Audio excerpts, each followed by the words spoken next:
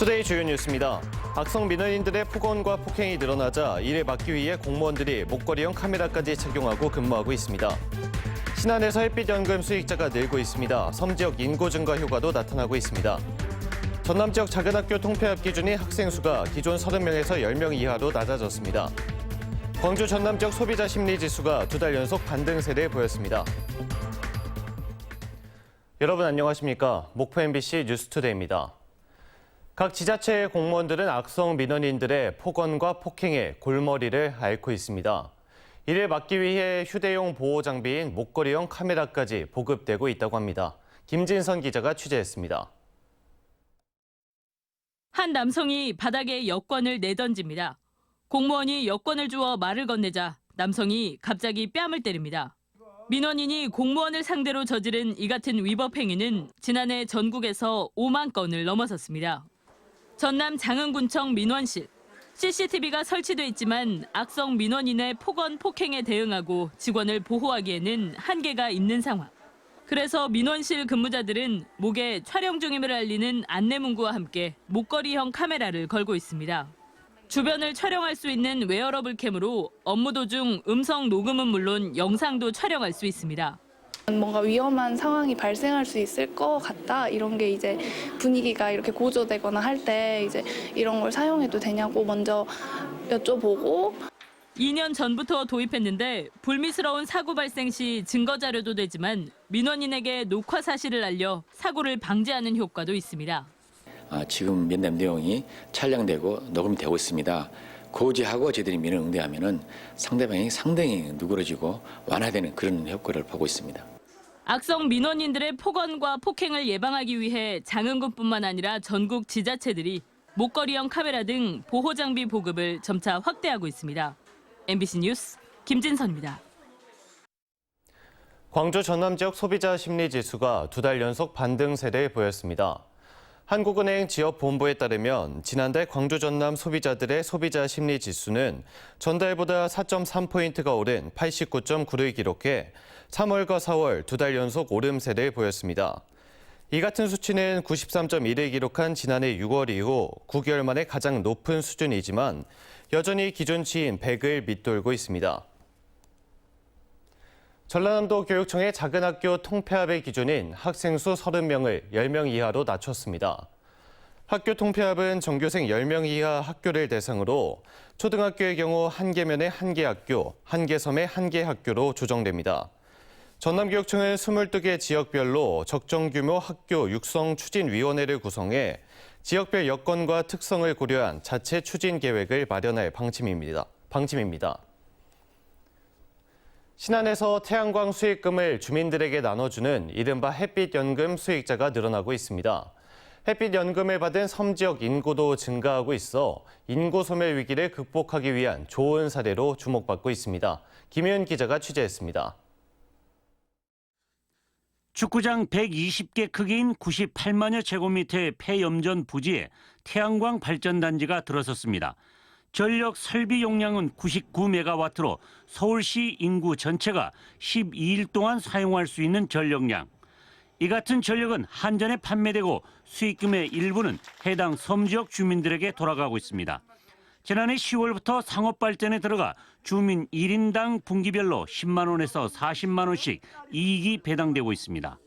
한 가구에 많게는 200만 원이 넘는 배당금이 돌아가면서 주민들의 얼굴에는 웃음이 넘칩니다. 80만 원 받습니다. 이렇게 받으시니까 어때요? 기분이 좋죠. 예, 꿈 같은 일입니다. 날아갈 것 같아요. 아주 이 돈이 어디서 왔는지 하고. 신안군에서 이처럼 햇빛연금을 받는 주민들이 모두 1,500여 명으로 전체 인구의 28%에 이르고 있습니다. 지난 2020년 첫 햇빛연금이 지급되기 시작한 섬에서는 인구가 소폭이나마 증가하는 성과를 거두고 있습니다. 지역 주민들이 작은 소득이라도 좀 나눠가질 수 있도록 해서 지역 주민들이 참여 속에서 신재생 에너지 사업이 추진된다는 굉장히 의미가 큰 사업이 아닌가 이렇게 생각을 합니다. 햇빛연금의 수혜자도 더욱 확대됩니다. 다음 달부터 햇빛 아동수당을 신설해 18세 미만에게 연간 40만 원을 지급하기로 했습니다. 여기에다 해상풍력이 본격화되는 오는 2028년에는 주민 한 명에게 매월 50만 원의 바람연금도 지급할 계획입니다. MBC 뉴스 김윤입니다. 밤늦게 아이가 아파도 진료를 받을 수 있도록 광주에서는 24시간 어린이 안심병원이 추진되고 있습니다. 하지만 정작 의료 현장 반응은 싸늘해서 호응하는 병원이 있을지 의문입니다. 김영창 기자가 취재했습니다. 광주의 한 아동병원입니다. 이 병원 진료 마감 시간은 밤 9시로 광주에서 가장 밤늦게 운영되고 있습니다. 그런데도 부모들은 불만이 큽니다. 밤늦게 또는 새벽에 아이가 아플 때 마땅한 24시간 전문 아동병원이 없기 때문입니다. 고열이 나고 이러는데 인근 병원에 갔을 때는 이제 처리가 안 돼서 일단 열만 해열제만 투약하고 다시 일반 아동병원으로 와서 입원을 했던 경험이 좀 몇 번 있어요. 큰 병원으로 가기는 하는데 주로 그러면 아이들이라서 거부하는 것도 있고. 이처럼 어린아이 부모들의 걱정을 덜어주기 위해 광주시가 24시간 어린이 안심병원을 추진합니다. 24시간 비상의료 체계를 구축해 아이들이 위급한 상황 시 제때 치료를 받을 수 있도록 야간 진료 공백을 메우겠다는 겁니다. 광주시 공모에 선정되는 병원에는 인건비와 시설 개설 자금, 홍보비 등을 지원합니다. 24시 어린이 안심병원 그리고 소아 전문 응급의료센터로 이어지는 어린이 안심 의료 체계가 운영될 수 있도록 준비해 가겠습니다. 하지만 의료 현장의 반응은 냉담합니다. 현재 전국적으로 소아 전문의가 부족하고 의료진의 인건비가 워낙 비싼 까닭에 광주시가 내놓은 지원 정도로는 24시간 진료를 하겠다고 나설 병원이 있을지 미지수라는 겁니다. 비슷한 성격으로 정부가 추진하고 있는 달빛 어린이 병원도 재정적인 부담도 만만치 않아 전국에서 34곳밖에 추진되지 않고 있습니다. 의료 수가를 대폭적으로 늘리지 않는 이상 24시간 어린이 병원을 운영하는 것은 현실성이 떨어진다는 지적도 나왔습니다. 특히 심야일수록 필요하고 그거에 관한 수가를 보전해 주려면 주간에 비해서 3배 내지 6배 정도는 보전해 줘야 하는데 지금 현재 우리나라 상황으로 봐서는 광주시는 지역 병원들을 대상으로 공모를 다음 달 시작해 이르면 올해 하반기부터 시행한다는 계획입니다. 하지만 호응하는 병원이 얼마나 될지 병원들이 있다 하더라도 부모들의 수요를 만족시킬 만한 충분한 병원들이 나올지는 알 수 없습니다. MBC 뉴스 김영창입니다. 혹시 공유냉장고라고 들어보셨습니까? 누구든지 간단한 음식이나 먹을거리를 채워 넣을 수 있고 또 음식을 가져갈 수도 있는 이른바 나눔 냉장고를 말하는데요. 최근 공유냉장고 설치가 늘어나고 있습니다. 제가 직접 다녀왔습니다. 냉장고로 한 주민이 박스를 들고 다가갑니다. 박스 안에 들어있는 것은 미역국과 멸치볶음. 집에서 가져온 음식들을 차곡차곡 냉장고에 정성스럽게 집어넣습니다. 주민들이 음식을 채워넣고 나누는 공유 냉장고로 최근 목포 공유 냉장고 1호점이 문을 열었습니다. 없어지면 즐거운 거잖아요. 그래서 즐거운 마음으로 오늘은 새벽에 일어나서 3가지 음식을 해가지고 나와봤습니다. 잠시 뒤 또 다른 주민도 미숫가루를 공유 냉장고에 넣고 발걸음을 옮깁니다. 참 고맙고요. 또 어떻게 보면 서로가 나눔에 대해서 정다움을 느끼고 그렇습니다. 시민들의 나눔과 후원으로 공유 냉장고에는 항상 음식이 가득하다고 합니다. 이웃과 나누고 싶은 음식을 이렇게 자유롭게 놓으면 누구든 눈치 볼 필요 없이 가져가면 됩니다. 공유 냉장고가 설치된 직후에는 어색해서인지 음식을 가져가는 사람이 적었지만 최근에는 늘고 있습니다. 매일 아침에 지금 사진을 찍어서 확인을 하거든요. 어제와 다른 음식이 들어와 있고 어디에 있었던 것들이 또 사라지고. 공유 냉장고가 설치된 곳은 현재 전남에만 4-5곳. 전국적으로 꾸준히 늘어나고 있습니다. 서로 나누는 게 좋잖아요. 제가 하고 있으니까. 근데 이런 자리가 있으니까 너무 행복해요. 이웃들과 작지만 소중한 나눔을 실천할 수 있는 공유 냉장고는 연중 무휴 24시간 운영된다고 합니다. MBC 뉴스 최다원입니다. 전라남도는 조류 인플루엔자 등 가축질병 방역 강화를 위해 최첨단 거점 세척 소독시설 확충에 나섭니다. 전라남도는 2015년부터 강진 가축시장 등 도내 최첨단 거점 소독시설 12개소를 구축했는데 2024년 완도, 2025년 무안과 진도에 소독시설을 추가로 신설해 도내 모든 시군으로 확대할 계획입니다. 무안군은 갯벌낙지 자원 조성을 위해 5월 1일부터 7월 31일까지 3개월 동안 탄도만 해역 4개소 200헥타르의 보호수면을 지정, 운영합니다. 이 기간에는 보호수면 내 모든 어로 행위가 금지되며 낚시 어선 조업도 금지됩니다. 낙지 보호수면은 지난 2007년부터 매년 낙지 산란기에 맞춰 운영하고 있으며 무안 갯벌낙지의 무분별한 포획을 방지하고 산란 서식지를 보호하는 역할을 하고 있습니다. 매년 지자체들은 간판을 가린다는 민원 등을 이유로 도로 위 가로수 가지치기를 하고 있습니다. 그런데 무리한 가지치기가 이루어지고 있어 제도 보완이 필요해 보입니다. 유민호 기자입니다.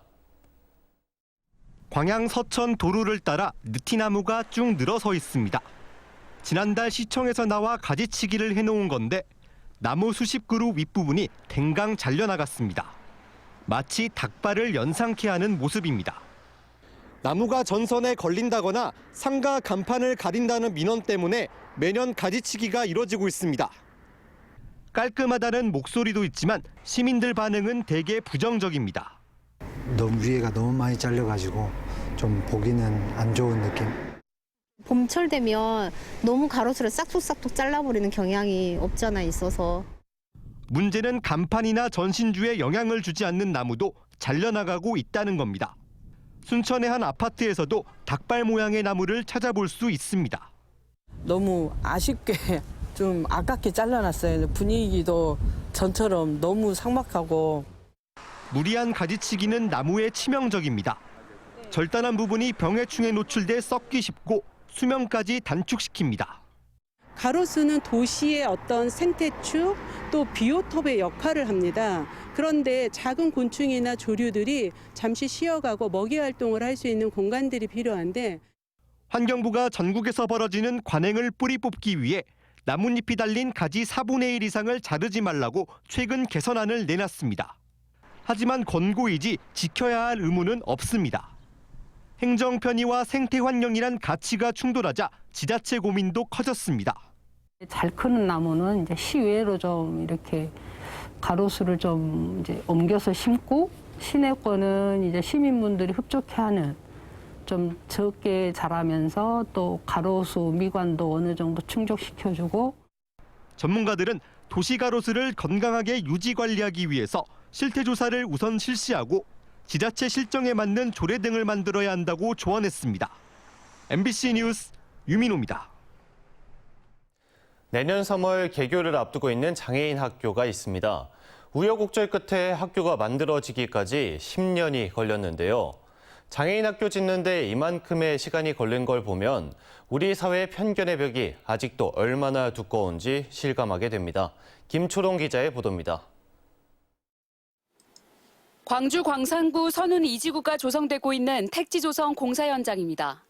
현장 한켠에 장애인을 위한 특수학교가 지어지고 있습니다. 특수학교를 짓는 공사가 한창입니다. 이 건물은 지하 1층부터 지상 4층까지 지어질 계획입니다. 이름은 선예 학교로 공정률이 77%를 달성하고 있어 제법 학교 모습을 갖췄습니다. 내년 3월 개교하게 되면 영유아부터 초등학생과 중학생, 고등학생, 성인까지 학생 250여 명을 수용하게 됩니다. 여기까지 오는 데에는 많은 우여곡절이 있었습니다.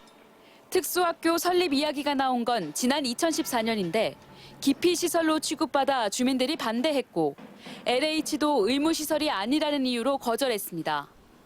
2018년이 되어서야 국토교통부 등 관계기관과의 협의가 이뤄졌고 2021년 말 공사를 시작하게 된 겁니다. 특수학교는 계속 과밀이 일어나기 때문에 새로운 특수학교에 대한 설립이 가장 절실하고 부모님들이 필요했죠. 특별한 교육적 요구에 따른 교육이 이루어지지 않으면 지역사회에서 살아갈 수 있는 힘을 잃기 마련이거든요. 그동안 특수학교 설립 필요성은 꾸준히 제기되었습니다. 광주 지역 내 특수교육 대상자는 매년 늘어 최근 5년 새 20% 가까이 증가했지만 특수학교는 10년째 늘지 않았기 때문입니다. 결국 법정 기준에 맞추기 위해 교실 등만 늘려 과포화 상태라는 지적이 일었습니다. 시교육청은 특수교육 대상자를 위한 다양한 방안을 마련하고 있다고 밝혔습니다. 특수학교에 이제 교실이 부족하여 좀 부득이하게 특별시를 교실로 변경하여 사용하는 것도 있고요. 일반 학교에 우리 특수교육 학생들도 증가하고 있는데 올해에는 한 20여 개의 특수학급을 이렇게 신증서를 해서 장애인을 위한 학교 하나를 세우는데 10년이란 시간이 걸린 것이 장애인 교육에 대한 우리 사회의 현주소를 보여준다는 지적도 나옵니다. MBC 뉴스 김초롱입니다. 내일 한평 나비 대축제 개막 행사에 강기정 광주시장이 참석할 예정인 가운데 광주 군공항 이전 사업과 연관성이 있을 것이란 추측이 나오고 있습니다. 강기정 광주시장은 한평 엑스포공원 개장 행사에서 이상익 한평군수의 개막 선언 이후 5분간 인사말을 하고 개막 테이프 커팅 행사에도 참여할 예정입니다. 강 시장의 이번 참석은 한평군의 요청에 의한 것으로 오는 6월 한평군이 실시할 군공항 예비 이전 후보지 신청을 위한 여론조사에 미칠 영향에 관심이 모아지고 있습니다. 2023년 전남형 청년마을에 강진 청년협동조합 편들과 순천시 청순농부 등 5개소가 선정됐습니다. 선정된 단체에는 첫해 사업비 2억 원이 지원되며 사업비는 청년 체험 프로그램 진행과 다양한 지역 자원을 활용한 청년 창업과 일자리 마련 등에 쓰일 예정입니다. 오늘의 간추린 뉴스입니다. 목포시가 전국체전에 대비해서 대한숙박업중앙회 목포시 지부와 바가지 요금 차단을 위한 업무 협약을 체결했습니다. 이번 협약에 따라 두 기관은 바가지 요금 차단 자정 방안을 마련하고 시 홈페이지 요금제 게시를 통한 예약 편의 제공 등을 위해서 노력하기로 했습니다. 영암군은 전라남도 자치경찰위원회 주관 2023년 스마트 가로등 설치 사업 공모에 선정됐습니다.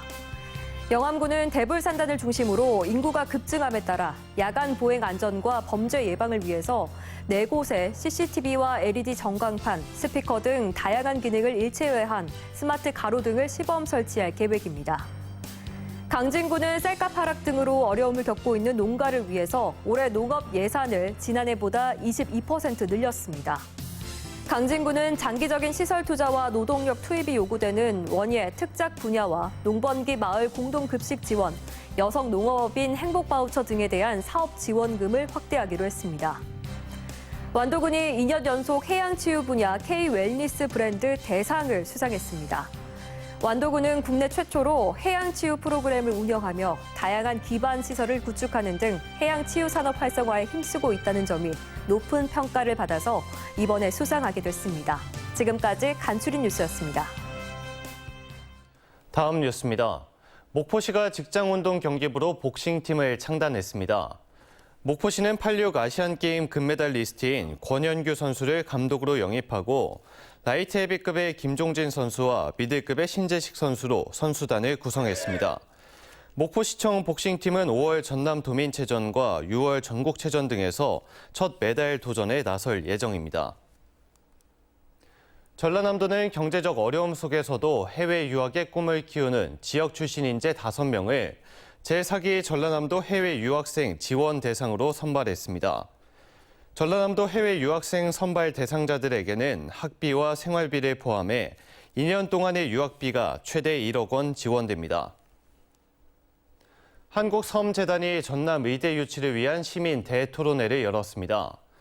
이번 토론회에서는 전남 도서 지역의 의료 상황과 고령화에 따른 의료복지 사각지대에 대한 주제 발표와 전남 지역 의대의 필요성에 대한 토론이 이어졌습니다. 목포시와 서부권 시민단체 등은 전라남도 의대 유치 민간단체 추진단을 발족시킬 예정입니다. 공생의 물길 영산강 프로젝트 공동실천 선포식이 목포 평화광장 일원에서 열렸습니다. 민간학이 함께 기후환경 문제를 해결하는 동력을 마련하기 위해 열린 이번 선포식에는 전남교육청과 시군교육지원청 그리고 지역 환경단체들이 참여했습니다. 영산강 프로젝트는 오는 11월까지 160여 팀의 학생 주도형 프로그램이 펼쳐지고 릴레이 영산강 탐사도 진행될 예정입니다. 정의당 전남도당은 태원 유진운수 목포 시내버스 회사 앞에서 기자회견을 열고 310억 원의 부채를 변제하지 못할 경우 이한철 대표가 폐업을 선언하고 노선권을 반납할 것을 촉구했습니다. 정의당은 또 경영 포기를 선언한 태원 유진이 6월까지 채무 변제를 못할 경우 목포시는 즉시 면허권을 취소하고 버스 운행이 멈추지 않도록 대책을 철저히 마련할 것을 요구했습니다.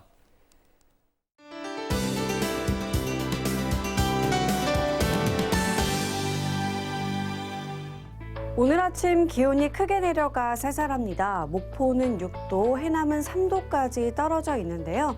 일부 내륙은 서리가 내리고 얼음이 언 곳이 있습니다. 하지만 낮에는 기온이 빠르게 올라 따스해지는데요. 20도 안팎이 예상됩니다. 일교차가 매우 큰데요. 건강관리에 유의하셔야겠습니다. 하늘은 맑겠고 공기질도 깨끗하겠습니다. 다만 아침인 지금 내륙으로 안개가 자욱한데요. 물이 인접한 곳은 가시거리가 급격히 짧아져 있습니다. 안전운전 하셔야겠습니다. 서해안 아침인 지금 싸늘하지만 낮에는 한평이 20도, 영암은 21도까지 오르겠습니다. 남해안도 아침에는 5도 안팎으로 쌀쌀하게 시작하지만 낮에는 완도와 강진 20도를 보이겠습니다. 흑산도 홍도와 최서남단 가거도의 낮 기온 16도가 되겠고요. 물결은 최고 2.5m로 약간 높게 일겠습니다. 전해상해안은 대체로 맑겠고요. 물결은 서해 남부 먼바다를 중심으로 최고 2.5m까지 약간 높게 일겠습니다. 다음 만조 시간은 오후 6시 29분입니다. 내일과 모레는 우리 지역에 비 소식이 들어있습니다. 날씨였습니다. 이상으로 목포 MBC 뉴스투데이를 마칩니다. 함께해 주신 여러분 고맙습니다.